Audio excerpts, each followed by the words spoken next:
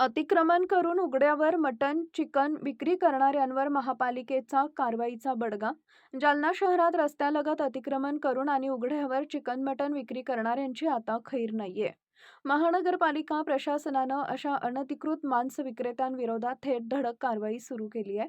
Railway station परिसर, नूतन वसाहत, मटण market, मिलन चौक यांसह शहरातील विविध भागांमध्ये महापालिकेच्या पथकानं कारवाई करत रस्त्यावर मांस विक्री करणाऱ्यांचे साहित्य जप्त केले.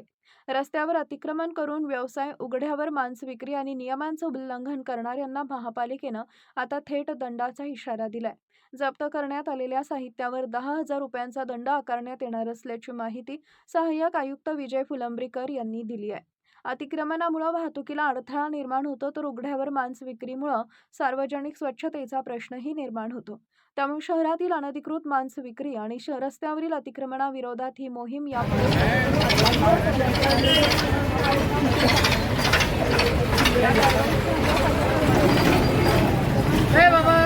गाड़ी लेके आना।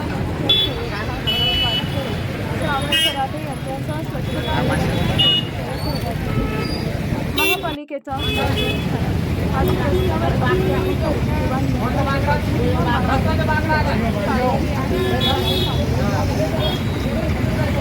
करून रोडवर चिकन मटन विकणारे जे लोक होते 4 ते 5 जण, यांच्यावर कारवाई करण्यात आली. त्यांचं साहित्य जप्त करण्यात आलेलं आहे. आणि ही मोहीम जी अनधिकृत प्रकार मांस विक्री करतात, रस्त्यावर उघड्यावर हे करतात, कुठल्याही प्रकारचं नियमाचं पालन करत नाही, अशावर या ठिकाणी जालना शहरामध्ये ही मोहीम आता अधिक तीव्र करणार असून त्यांच्यावर साहित्य जप्त केलं आहे. त्यांना 10,000ची दंडात्मक पावती देऊन त्यांचं साहित्य जप्त करण्याचं काम महानगरपालिकेच्या वतीने हाती घेण्यात आलेलं आहे. माननीय आयुक्त अंजली शर्मा यांच्या आदेशान्वये आजची कारवाई ही रेल्वे स्टेशन भागामध्ये करण्यात आलेली आहे.